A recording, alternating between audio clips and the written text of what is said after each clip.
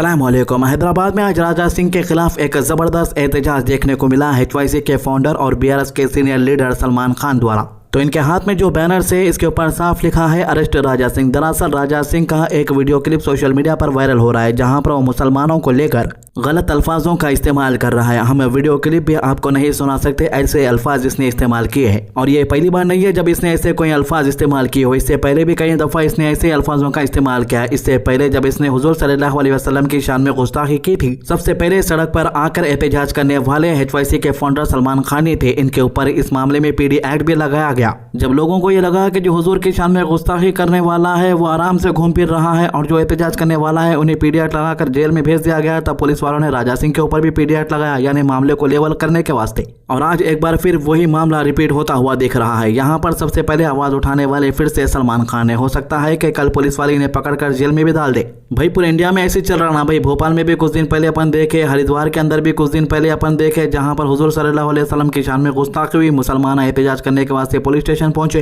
Police वाले आके अपने लोगों को सलाखों के पीछे डाल दिए और यहाँ तक कि कुछ लोगों के घरों के ऊपर बुलडोजर भी चला दिए ताकि वो लोग दोबारा एहतजाज करने ना आए।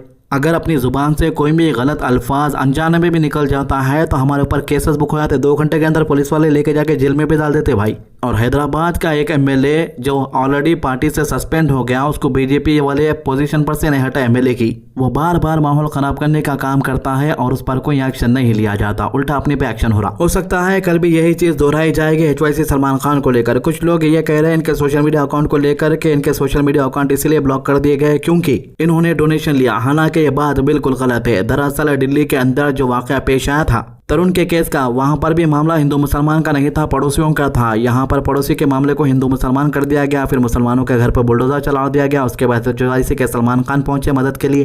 तो हिंदुत्व ग्रुप्स को ये चीज़ पसंद नहीं आई। उन लोग जो है सरकार से कंप्लेन करे और सलमान खान का अकाउंट सरकार की तरफ से बंद हुआ। आइए सुनते हैं, एडवोकेट भी वही कह रहे हैं जो सुप्रीम कोर्ट के है। एक्चुअल जिसने काम किया है वो काम किया था एक सलमान नाम के शख्स हैं जो हैदराबाद से आए थे। उन्होंने इस परिवार के 14 शख्स को 1.5-2 महीने अपने यहाँ रखा और बदले में उनका अकाउंट डिलीट कर दिया गया। इंस्टाग्राम का करोड़ों के फॉलोअर्स थे वो डिलीट कर दिया, उनका बैंक अकाउंट फ्रीज कर दिया। वो सब चीज़ जो सरकार करती है अमूमन वो सब उनके साथ हुआ, लेकिन वो फिर भी डटे रहे और उन्होंने पर्सनली बहुत हेल्प की। मतलब I am really thankful to him कि ऐसे टाइम पे उन्होंने इस परिवार की मदद की और सारी चीज़ें की। मतलब अपने पास आलम यह हो गया कि किसी के जहन में एक बार बिठा दिया तो उन्हें मरे दम तक वो बात दिमाग में से नहीं निकालता, ना उसके बारे में रिसर्च करता। इसीलिए कहा जाता है कि कुछ भी चीज़ अपने दिमाग में बिठाने से पहले थोड़ा रिसर्च भी कर लेना चाहिए। दिल्ली के मालवीय नगर में जो दर्दनाक होटल फायर हुई इसने पूरे मुल्क को हिला कर रख दिया। आग इतनी खौफनाक थी कि चंद ही लम्हों में पूरी बिल्डिंग धुआं और शोलों में तब्दील हो गई। हर तरफ अफरा तफरी का माहौल था। लोग चीख रहे थे, मदद के लिए पुकार रहे थे और कई लोग बिल्डिंग के अंदर फंसे हुए थे, अपनी जान बचाने की कोशिश में थे। इस हादसे में 21 लोगों की जान चली गई और कई लोग बुरी तरह जख्मी हुए। लेकिन इस अंधेरे और खौफ के दरमियान कुछ ऐसे लोग भी सामने आए जिन्होंने इंसानियत की मिसाल कायम कर दी। 5 मुस्लिम नौजवान अफजल, मोहम्मद शाहरुख खान, मोहम्मद अनीस, मोहम्मद आमिर और मोहम्मद वसीम ने अपनी जान की परवाह किए बगैर जलती हुई बिल्डिंग में बार बार दाखिल होकर लोगों को बचाया। जब हर तरफ लोग खौफजदा थे और बिल्डिंग के करीब जाना भी मुश्किल हो रहा था, तब ये नौजवान धुआं और आग के दरमियान घुसकर फंसे हुए लोगों को बाहर निकाल रहे थे। इनके चेहरों पर डर नहीं था, सिर्फ एक जज्बा था, किसी की जान बच जाए। BJP MLA सतीश उपाध्याय ने भी इन जवानों की हिम्मत को सलाम किया और कहा कि इन्होंने असल इंसानियत का फर्ज अदा किया है। सोशल मीडिया पर जब इनकी तस्वीरें सामने आई तो हर तरफ लोग इनके हौसले और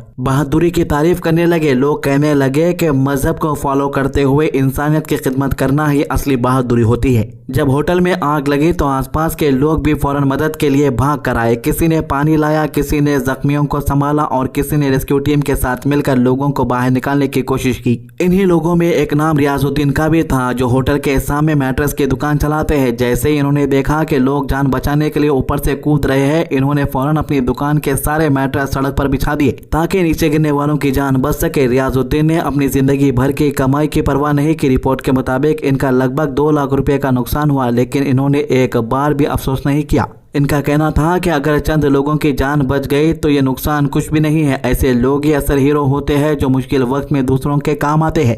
एक तरफ इंडिया के अंदर सोशल मीडिया पर रहो या घोड़ी मीडिया पर रहो, मुसलमानों को बदनाम करने की हर वो साजिशें रची जा रही है, हर वो चीज़ें की जा रही है ताकि मुसलमानों की और इस्लाम के बारे में गलत न्यूज़ जाए और मुसलमानों की एक नेगेटिव इमेज क्रिएट किया जाए। किस तरीके से दिल्ली में एक छोटे से मामले को हिंदू मुस्लिम किया गया आप हमने देखा। बकरीद के मौके की बात कर रहा हूँ। मैटर था कि वो मुसलमान लड़के की बहन को छेड़ता था, गैर मुस्लिम लड़का, तो उन्होंने घर भी शिफ्ट कर दिया। इसके बाद भी वो आकर छेड़ता था। खुद पड़ोसी ने पोल खोल दिया और कहा कि वो उसकी बहन को बार बार छेड़ता था, इसीलिए उससे भी वो नाराज था, जिसके बाद उसे मारने की कोशिश की गई। मतलब ना मामला बकरीद का था, ना मामला मुसलमान का था और ना ही मामला इस्लाम का था। मामला था एक फैमिली का दूसरे फैमिली से झगड़े का। यानी ये अंधभक्त और हिंदुत्व ग्रुप हर वो कोशिश कर रहे हैं ताकि मुसलमानों की एक नेगेटिव इमेज क्रिएट किया जा सके, लेकिन ऐसा नहीं हो सकता। अल्लाह ताला भी यहाँ पर ये बताने की कोशिश कर रहा है कि देखो, जब तुम्हारे ऊपर मुश्किल आती है तो तुम्हारे बचाने वाला या तुम्हारे लिए खड़े होने वाला मुसलमान के अलावा कोई नहीं होता। देखिए, दुनिया में कहीं पर भी कोई मुसलमान रहे, जब किसी को भी मुश्किल में देखता है, चाहे वो किसी भी मजहब को फॉलो करने वाला रहो, तो उसके मुश्किल में से निकालने की हर मुसलमान कोशिश करता है, चाहे मुसलमान की जान की परवाह किए बगैर। यहाँ पर भी हमने देखा कि किस तरीके से जान की परवाह किए बगैर लोगों को बचाया गया, ना माल की परवाह की गई, ना जान की परवाह की गई। ये एक एग्जाम्पल है। अल्लाह ताला बार बार बताता है कि तुम जितना भी बदनाम करना है कर लो, लेकिन तुम खुद एक दिन बदनाम होकर रह जाओगे। तो होटल के अंदर मंजर बहुत ही खौफनाक था। धुआं की वजह से लोगों को सांस लेने में दिक्कत हो रही थी। कई लोग खिड़कियों से मदद के लिए चीख रहे थे, कुछ लोग डर और बेचैनी में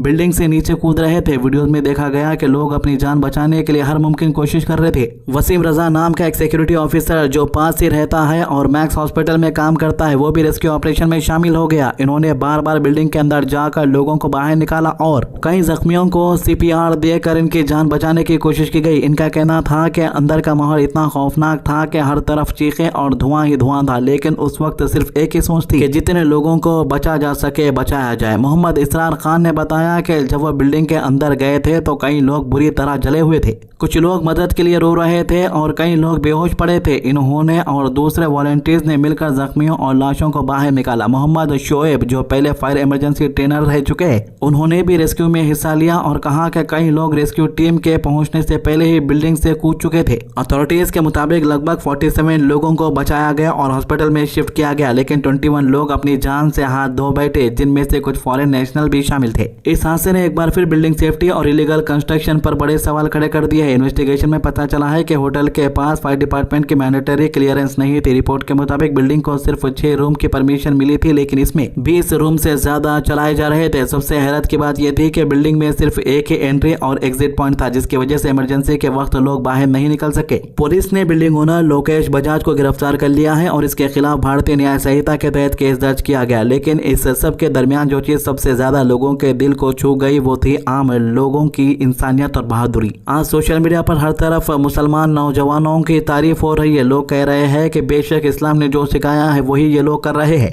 यानी इस्लाम में इंसानियत सिखाई गई है, इस्लाम में लोगों की जान बचाना सिखाया गया है, इस्लाम में जब लोगों को परेशान देखा गया तो उनकी मदद करना सिखाया है। ये वाकया सिर्फ एक हादसा नहीं बल्कि एक पैगाम है। नफरत और तकसीम के इस दौर में भी इंसानियत जिंदा है और इंडिया के मुसलमान आज भी बिना किसी मतलब के दूसरों के लिए अपनी जान खतरे में डाल देते हैं और शायद इसी को असली बहादुरी और असली इंसानियत कहते हैं। तो इसके अलावा हैदराबाद से एक बड़ी खबर सामने आ रही है, जहां पर नकली पुलिस बनकर आम लोगों को डराने धमकाने और उनसे पैसे लूटने वाली एक खतरनाक गैंग को साइबराबाद पुलिस ने गिरफ्तार कर लिया है। ये गैंग सिर्फ आम धोखेबाजी तक महदूद नहीं थी, बल्कि पुलिस की वर्दी पहनकर, नकली पुलिस आइडेंटिटी कार्ड दिखाकर और असली पुलिस अफसरान की तरह रवैया अपनाकर शहर के बिजनेसमैन और अमीर लोगों को निशाना बना रहे थे। पुलिस के मुताबिक ये लोगों को उठा कर ले जाते थे, इन्हें डराते धमकाते थे और फिर लाखों रुपए के एक्सटॉर्शन करते थे। इस पूरे मामले ने हैदराबाद के लोगों में खौफ की लहर दौड़ा दी थी, क्योंकि मुलजिमीन इतनी सफाई से पुलिस बनकर घूम रहे थे कि आम आदमी के लिए असली और नकली पुलिस में फर्क करना मुश्किल हो गया था। वैसे तो मैं जिसको भी देखा उन्हें नकली दिखता, अब उसको ID कार्ड बता तो बोलता भी इन लोगों के पास ID कार्ड भी नकली है। अब कौन असली है कौन नकली है पहचानना मुश्किल है। जगतगिरी घुटा पुलिस ने कुकट पुलिस CCS टीम और साइबराबाद पुलिस के साथ मिलकर एक बड़ी कार्रवाई करते हुए 4 नकली पुलिस वालों को गिरफ्तार कर लिया है, जब इनके 2 साथी भी फरार बताए जा रहे हैं। पुलिस का कहना है कि यह गैंग आंध्र प्रदेश, उत्तर प्रदेश, बिहार और हरियाणा के लोगों पर मुश्तमिल थी और ये लोग मिलकर हैदराबाद में एक ऑर्गेनाइज क्राइम नेटवर्क चला रहे थे। गैंग के अफराद पुलिस की यूनिफॉर्म पहनते, कंधों पर रैंक बैच लगाते, हाथ में हथकड़ियां रखते और अपने पास नकली पुलिस के ID कार्ड भी रखते ताकि लोग बिना शक किए इनकी बात मान ले।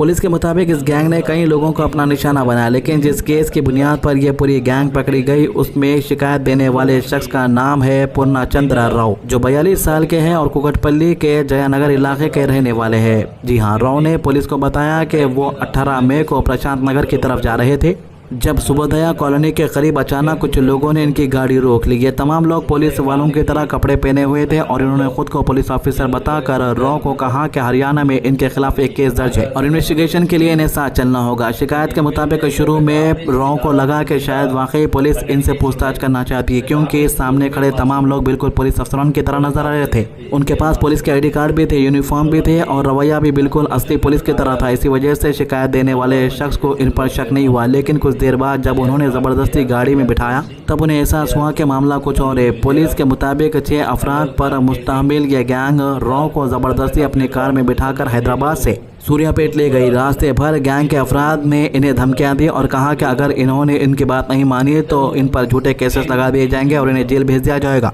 विक्टिम को इतना डरा दिया गया कि वो बुरी तरह घबरा गया। सूर्यापेट पहुंचने के बाद गैंग ने इन्हें जबरदस्ती बैंक से 1 लाख रुपए निकालने पर मजबूर किया। इसके बाद भी मुल्जिमान का दिल नहीं भरा और इन्हें वापस हैदराबाद ले आए, जहाँ इनसे ऑनलाइन पेमेंट गेटवे के जरिए 5,26,000 रुपए ट्रांसफर कराए गए। इस तरह गैंग ने कुल मिलाकर तकरीबन 6 लाख रुपए की एक्सटॉर्शन की। पुलिस के मुताबिक पैसे हासिल करने के बाद मुलजिमीन ने विक्टिम का फोन भी छीन लिया ताकि वो फौरन किसी से रब्ता ना कर सके या पुलिस को इत्तला ना दे सके। इसके बाद गैंग ने इन्हें कुकटपल्ली के इलाके में छोड़ दिया और यहाँ से फरार हो गए। विक्टिम ने किसी तरह पुलिस तक पहुंचकर पूरा वाकया सुनाया, जिसके बाद साइबराबाद पुलिस हरकत में आई और मामले की गहराई से इन्वेस्टिगेशन शुरू कर दी। इन्वेस्टिगेशन के दौरान पुलिस को पता चला कि यह गैंग बहुत प्लानिंग के साथ काम करती थी और खास तौर पर बड़े बिजनेसमैन और पैसे वाले लोगों को टारगेट बनाती। पुलिस का कहना है कि यह बहुत ही शातिर गैंग है और इस गैंग से रिलेटेड और भी ज्यादा खुलासे होने बाकी है। तो ये 3 मामलों के अभी तक के अपडेट। हमारे चैनल को सब्सक्राइब कीजिए, वीडियोस को ज्यादा से ज्यादा शेयर कीजिए। अल्लाह हाफिज।